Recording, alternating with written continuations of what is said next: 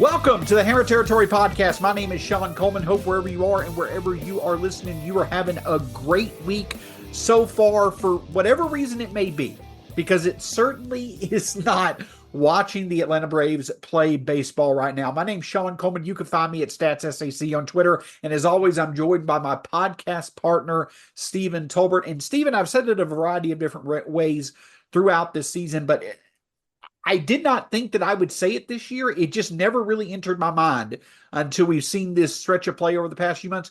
Stephen Tolbert, it's just not fun to watch the Atlanta Braves play baseball right now. And I know it's probably not fun for them to be playing at the level that they're playing right now. But good to talk with you as always.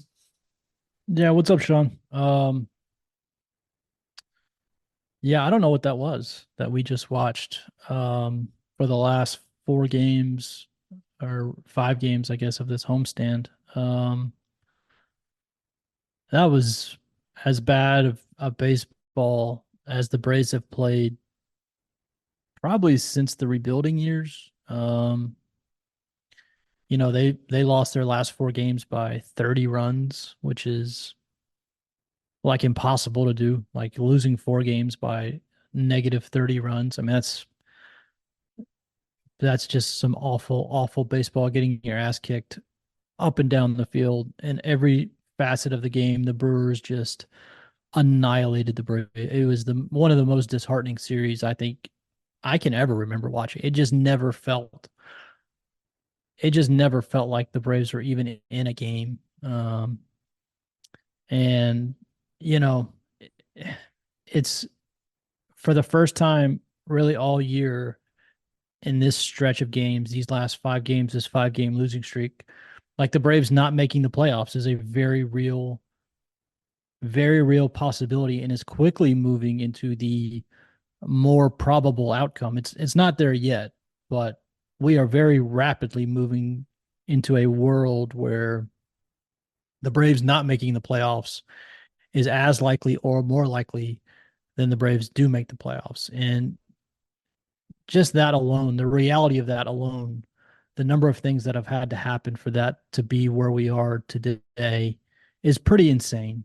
And yeah, we're gonna get it. We're gonna get into it a little bit more tonight, but this has been one of the most frustrating relative to expectations. This has been one of the most frustrating stretches of Braves baseball that I can remember in a long time.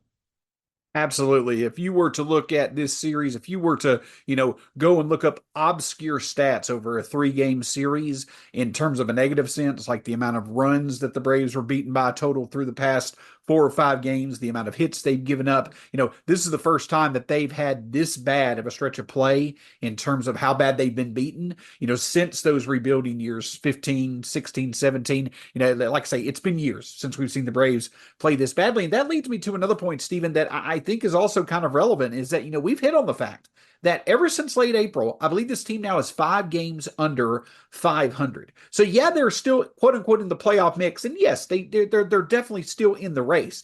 But my point is that the offense has not been at a level of a playoff team for nearly 3 going on 4 months. But now the pitching, because of injuries, because of the fact that we've seen some of our pitchers run into a bit of regression, management of arms, what have you. We'll get more specific into the pitching in just a moment. But the main point that I'm getting at with this is that no part of this team right now is performing at the level of a playoff team. So when you look at it from that perspective, yes, it's very surprising they're not in the playoff picture. But then when you look at the results over the past few weeks, you kind of understand why there's just no facet of this team that is conducive to winning baseball right now.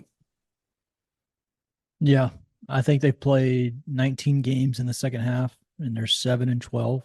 Um, they've allowed, I think, the third or fourth most runs in baseball in the second half. Obviously, the series they just had where they gave up 1 million runs didn't help. But yeah, in the second half, they've given up the third or fourth most runs in baseball, and then on the offensive side, they've scored the third or fourth fewest runs in baseball in the second half. So just like pitching, hitting, defense.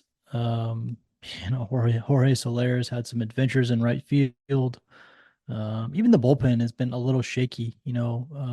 Pierce Johnson, AJ Minter had those really bad outings in game 2 of the series. Like Yeah, it's just, I mean, that was just an ass kicking. I mean, and it, like I said, every facet of the game of that Brewers series was just miserable. And yeah, really the entire second half.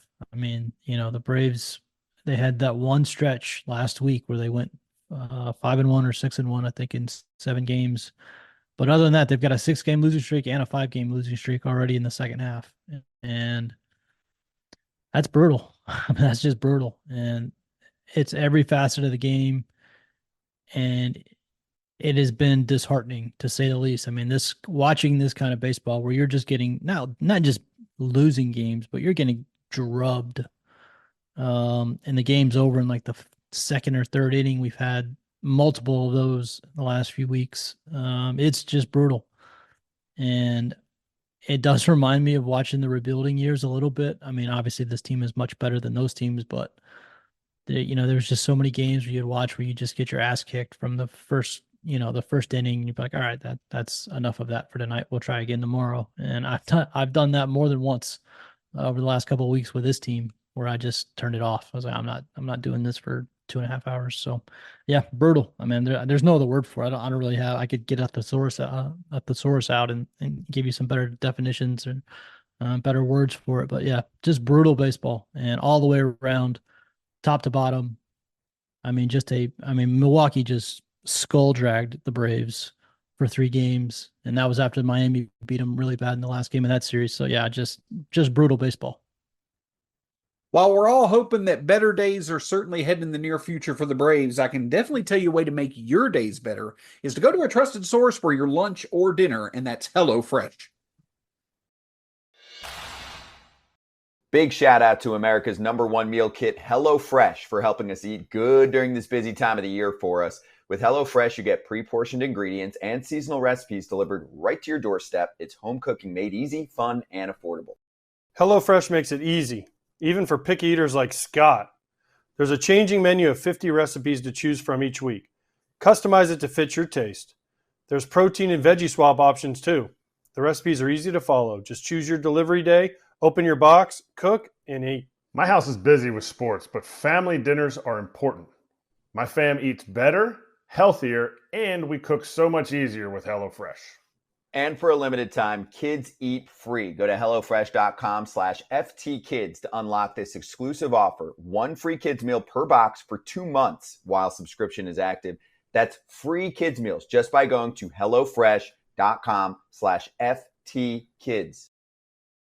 So, Stephen, all year long, well, at the very least since late April, what has been the defining characteristic of why this Braves team has remained in the playoffs, at least up to this point, is that our pitching, which had the best ERA in baseball in the first half of the season, our pitching basically carried the team, while the offense struggled mightily. Well, now, as we mentioned, the pitching has regressed. We've seen a bit of regression, from some, such as Ronaldo Lopez before his injury. Obviously Charlie Morton, especially earlier today against the Brewers. But the other thing that stands out, that's different from the past, is that the Braves have made it very clear throughout this entire season that they wanted to make sure to manage the arms. And of course, it made sense with 2 big additions being Ronaldo Lopez, who hadn't been a starter for years, Chris Sale coming off years of injury. But the thing that stands out now is not just that the Braves, have made it a goal all season long to manage the innings of those pitchers. They seem to be staying committed to that goal,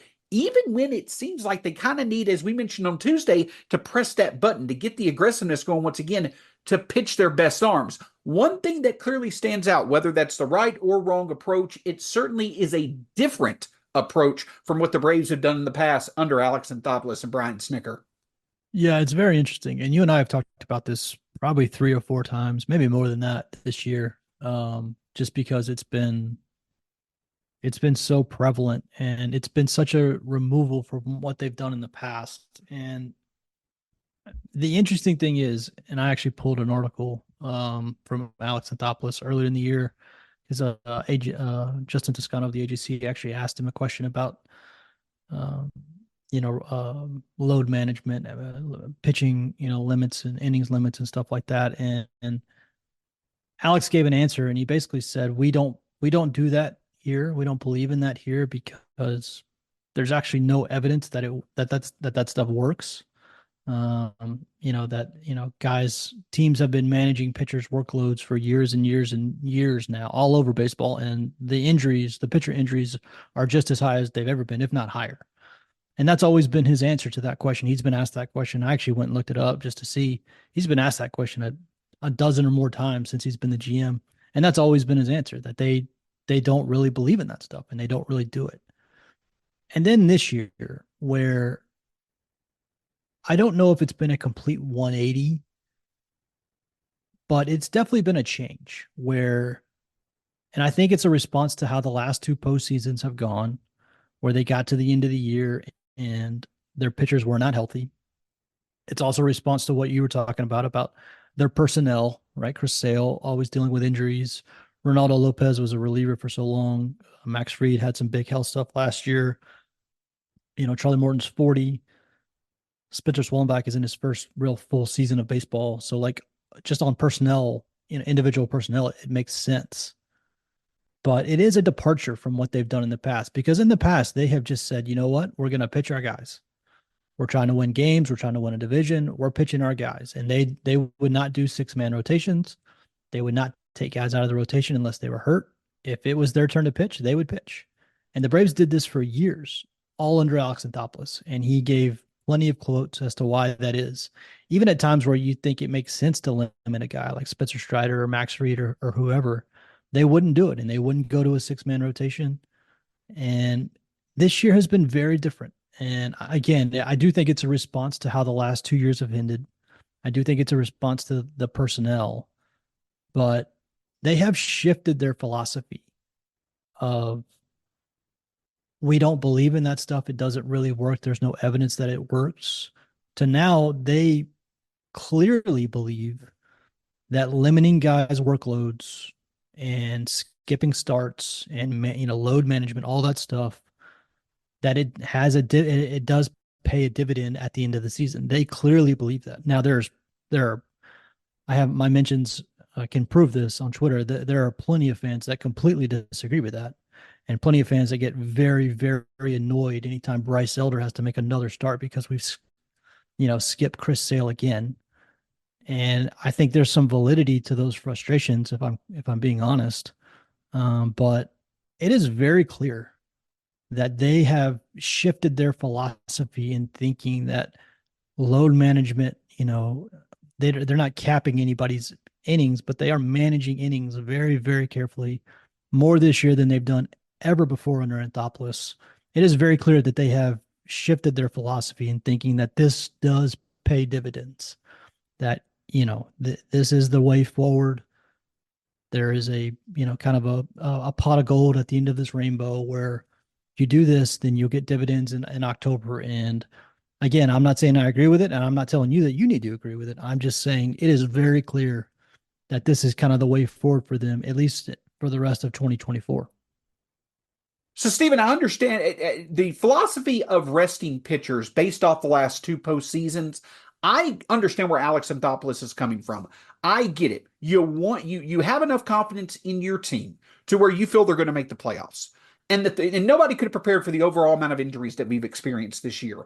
I think in general, the idea of trying to manage your veteran arms to keep them as fresh for the playoffs makes sense. But the other factor in that coming into this year that I think Alex Anthopoulos thought was going to be there was that some quality young arms were actually going to be there as alternatives. A.J. Smith-Shawver, Hurston Waldrop, among others, some actual legit prospects would be there. The quality of talent in his alternatives would be there to still be effective in these games. But we've seen those names experience some injuries. Smith-Shawver with the oblique injury. Hurston Waldrop midseason, had the elbow scare. Ian Anderson's come along slowly. Yes, Spencer Swellenbach has been a nice revelation. But instead of those young, legit prospects, we've had to rely on the Bryce Elders, the Alan Winans, the Darius Vines. Grant Holmes has been fine. The point that I'm getting at is that one of the things that I think has kind of hurt the Braves when it comes to managing their veteran arms is the level of quality of their alternatives has not been where they expected it to be, and we're now seeing that relying on those alternatives is not leading to good results.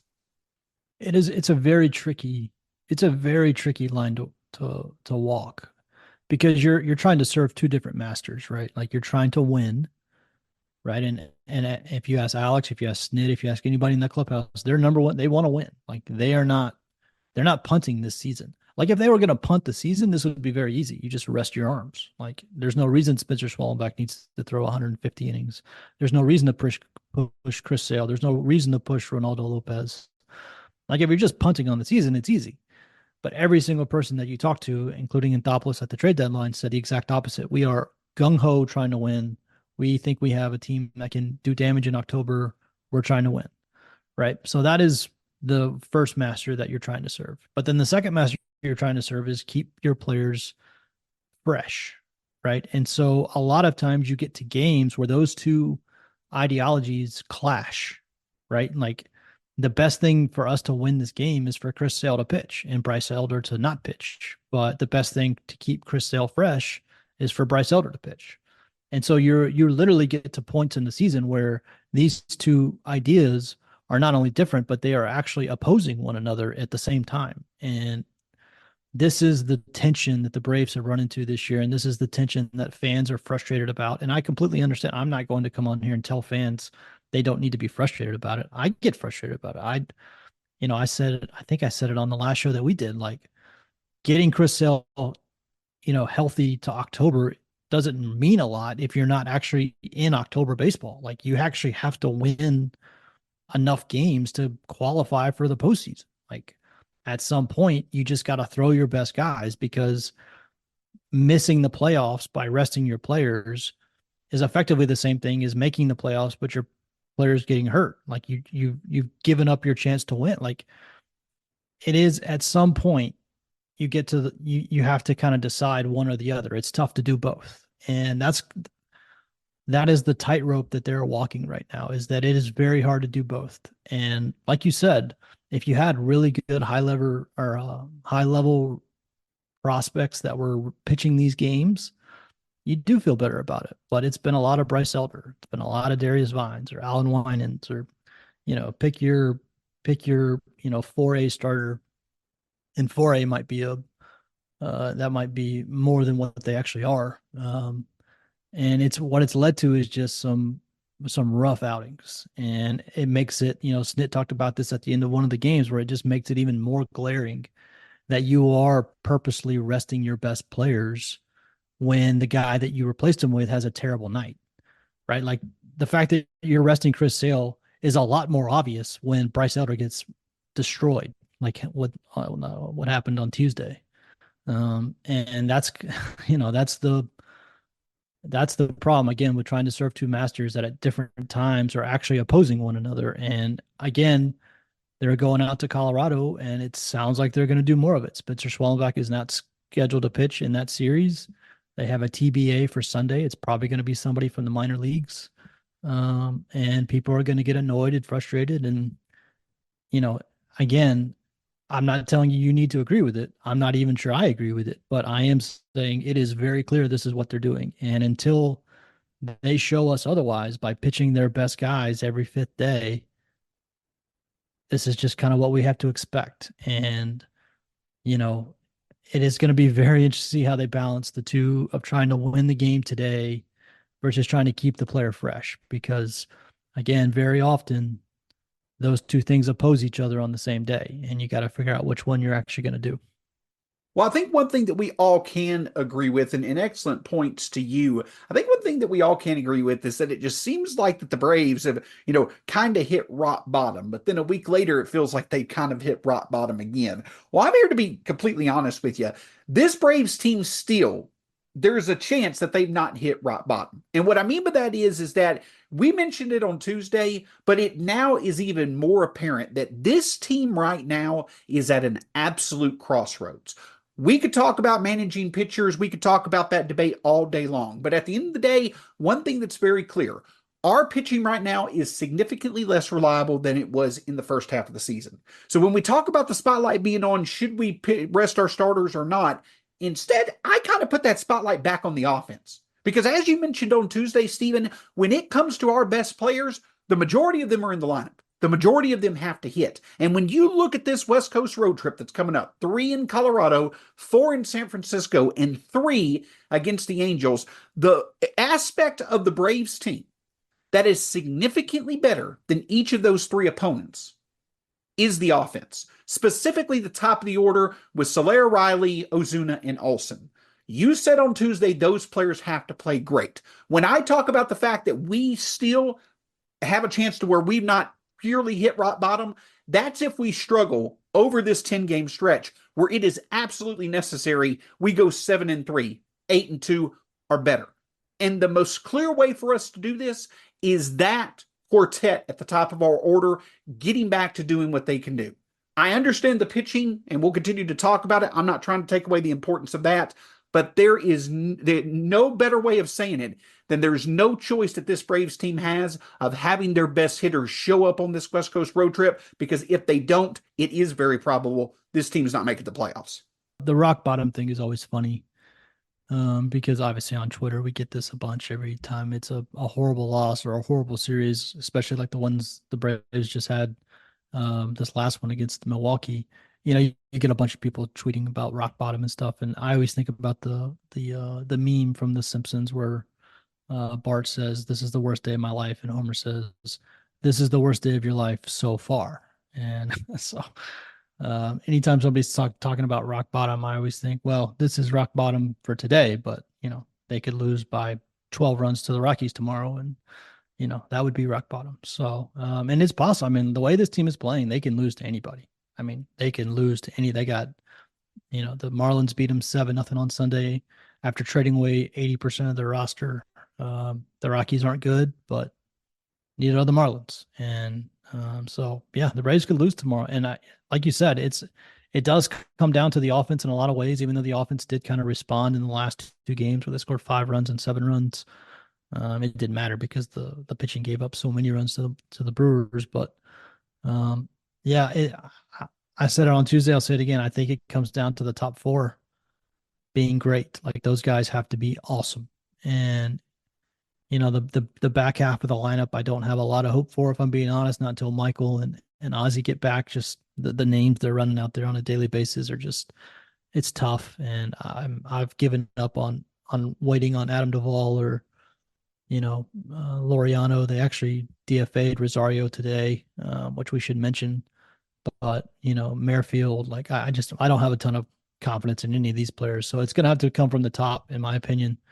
And, Jorge Soler has not had a great start first week with the team. His most noticeable plays have probably been in the outfield, which is not good. That is not what you want. You want his most notable plays being when he's standing at the plate, not when he's standing in right field. And so far it's been the ones where he's standing in right field. So that tells you how it's going. They need him to be awesome. They need Riley to be awesome. They need Ozuna. They need Olsen. They need those 4 guys to be awesome. And there's no better place to get going than Coors Field if you're a hitter. And that's kind of what I'm hoping for. This was as miserable a viewing experience in terms of a 3-game series as I've seen in a long time from this team, this Milwaukee series. And the only thing you do is flush it and go to Colorado and start a winning streak. And that's a great place to start a winning streak because Colorado is a terrible team. It's a great place to get your offense going, obviously. The Braves aren't pitching their absolute best guys, obviously. We've talked about that. But, yeah, get a winning streak going, and it's going to start with those top 4 guys. And Stephen, I'll ask you then a bit about the pitching management when it comes to the series. Grant Holmes going on Friday. You hope that he can give you 5 innings because our bullpen, as you mentioned on Twitter, we only had our starters go 11 total innings of 27 possible ones against the Brewers, in this previous series. So Grant Holmes going 5 is nearly a must with the fact that our bullpen, has been used quite a bit in the past few days. Max Fried pitching on Saturday. You hope for better results from him after a pretty shaky start, with him coming back off the IL. But when I talk about managing, the focus, you look at that Sunday game, and we've seen some maneuvering with Ian Anderson down in the minor leagues. AJ Smith-Shawver could potentially be an option. You would love to potentially see the Braves be able to manage that Sunday, and then you get against the Giants, who I think are the best team that the Braves are going to be facing in this 3-series stretch out west. You potentially could have Swellenbach, Sale, and Morton going in 3 of those 4 games against the Giants. But that Sunday, do you look to potentially set someone up to, have a potential, spot for multiple starts, or do you manage it to where, maybe you just have an opener on that Sunday game? Would you go with an Ian Anderson or an AJ Smith-Shawver in that Sunday game against the Rockies? Yeah, it's going to have to be somebody like that because, Sale is unavailable. Max will obviously be unavailable. He's going to pitch Saturday. Morton will be unavailable. He just pitched today. It sounds from what they're saying that Schwellenbach will not pitch in that series at all. They're pushing him back, so he's unavailable. So yeah, you got Holmes, and then you got some AAA guys, and obviously Holmes is pitching on Friday, so he's unavailable. So yeah, you just got AAA guys.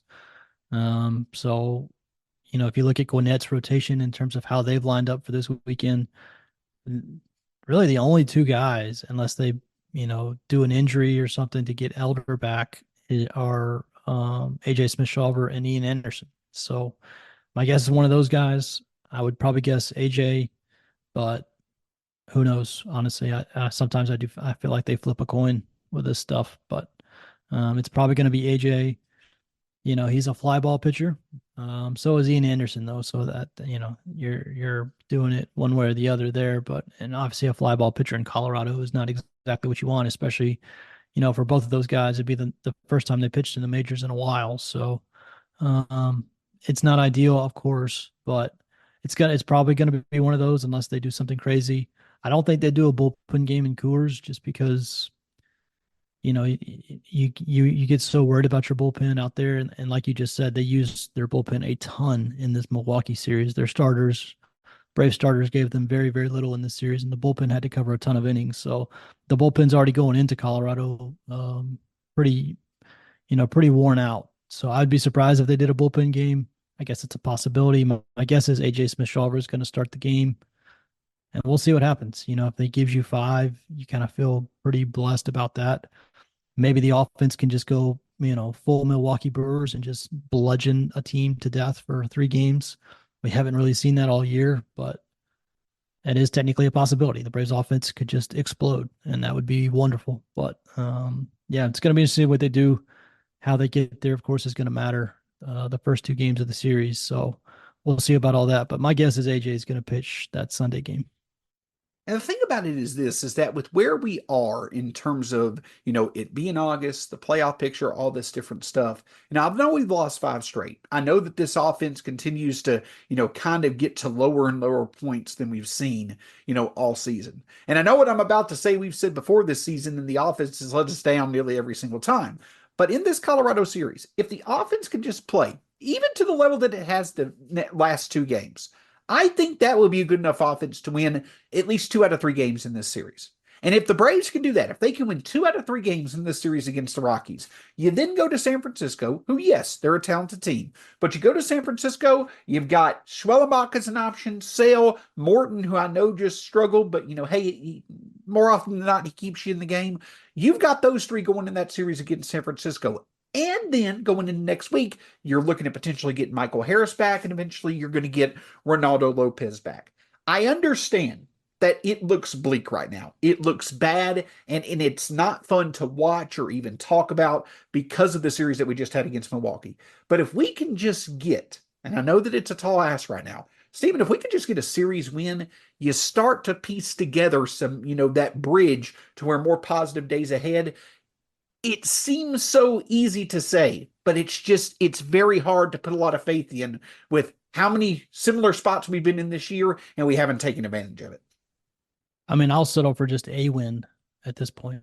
I mean, a series win would be great, but just any win against any team, any way possible would be fantastic. Just to get the mojo, stop the slide, stop the free fall. I mean, I don't want to be dramatic about it, but like watching this series this week, it felt like the whole season was just spiraling out of control. And I know the couple of the beat guys, wrote about that, in some of their post game stories. Like this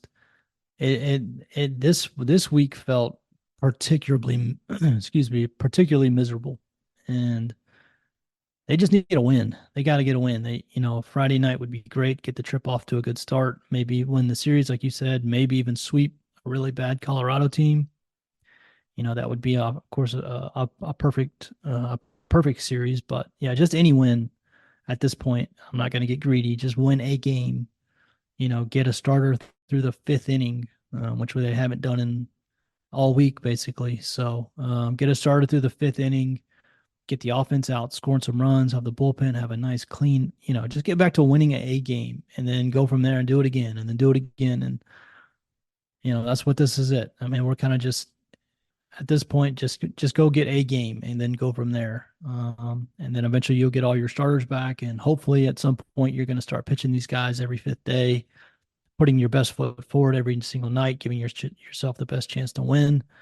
Hopefully by that point, the offense will have remembered how to, hit and they can actually do something in the last few weeks of the season. But you got to win a game first. It starts at just the most basic level. Go win a single game and just take it from there. If we fast forward, 2 months, hopefully we'll still be playing baseball. But, I said a month ago, that I felt that possibly the most defining stretch of the season was right before the All-Star break, where we scored 5+ runs in 8 of 10 games. We were 6-4 against the Phillies, the Padres, and the Diamondbacks. I felt that us managing well through that part of the schedule was something that was really going to stand out as being, where we played, against good teams, we played good. And that allowed for us to maintain, our good playoff positioning. That obviously has not worked out. Well, this, I think now, if we 2 months from now look back, this West Coast strip, the Rockies, the Giants, and the Angels, and I know you could say this really about any stretch, but with the fact that the Braves are clearly going to be the best team in each of these series, and with where and how badly they played going into this West Coast stretch, and how much they need to get back going with how well other wildcard teams are playing, this likely is the defining stretch of the season. I'll probably say that again, but at the very least, I think this is one of the most important stretches of baseball that the Braves have faced in quite a while. You may even need to go back to August of 2021 for the last time where the Braves team needed to badly put a string of games together. I think they have the potential to do it. I feel confident that they're at least going to have some success in Colorado. But, Steven, it's now or never. They've got to take advantage of this stretch, have a winning record over the next 10 games. If they do, hey, we'll see where we are at the end of that stretch. If they don't, well, you know what? It looks like odds may even, be worse in terms of the playoffs. But now, it's now or never for this season. I'm not trying to be dramatic, but that's where I feel we're at with how much we've struggled recently. Well, and the difference is for this particular moment in time is that as we sit here today, the Braves are not in the playoffs. The Mets won tonight. Obviously, the Braves have lost 5 in a row. San Diego and Arizona have taken a firm control of the top 2 spots, but the Mets won tonight, which means the Braves are actually out of the playoffs. If the playoffs started today, the Braves would not be in them. And that's, Anthony DiComo of The Athletic, who's the Mets beat writer, had a great tweet earlier where this is the first time since June 10th of 2022 that if you just took a snapshot of the playoff picture, the Braves are not in that picture. They are not in the playoff bubble right now if the playoffs started today. And that's the first time you can say that since June 10th of 2022. And that was more than 2 years ago. So, in terms of urgency, the Braves haven't faced this type of urgency in over 2 years. And especially this late in the season. I mean, you could probably go back a long ways since they were this, in this position in August of a season where they weren't even in the playoffs. So yeah, I mean, if this doesn't wake them up, if getting your ass kicked the way they got their ass kicked against Milwaukee doesn't wake you up, then you're just not going to wake up. We're just going to sleepwalk through this season. It's just going to be a lost season, and it is what it is. But if they're going to wake up, you would think, finally getting booted from the playoffs. They're not in the playoff picture as we stand here today. When first pitch comes tomorrow night in Colorado, they will not be in the playoffs. So they're going to have to fight their way back in. And hopefully that's the thing. Hopefully that's the difference and the thing that wakes them up. But we'll see. I've thought that before, and they've, stayed fairly inconsistent most of the year. So we'll see what happens. But yeah, I mean, there should be a sense of urgency because, again, first time since June 10th of 2022, the Braves are not in the playoffs if the playoffs started today. So we'll see how they respond. It's going to be very interesting. And if there's any type of consolation, like I say, the last time before that, I believe, was 2021, right around this time 3 years ago. And both those times in 2021 and 2022, I don't have the stats right in front of me, but I believe the Braves played an elongated stretch of winning over 70% of their games. So if they want to decide to do that again, hey, now's a better time than any before. But for Stephen Tolbert, you can find him at B_outliers on Twitter. My name's Shawn Coleman. You can find me at StatsSAC. Of course, Hammer Territory across all forms of social media, part of the Foul Territory family of podcasts. Make sure to check us out wherever you listen to your podcast. Hit that subscribe button, and we'll be there with the latest content nearly at least every other day, sometimes every day when it comes to the Braves. Also, check us out on YouTube. It's an audio only, but make sure you subscribe there as well, so you can have as many different ways to listen to the podcast as possible. For Stephen Tolbert, my name's Shawn Coleman. We'll talk to you again soon here on the Hammer Territory Podcast.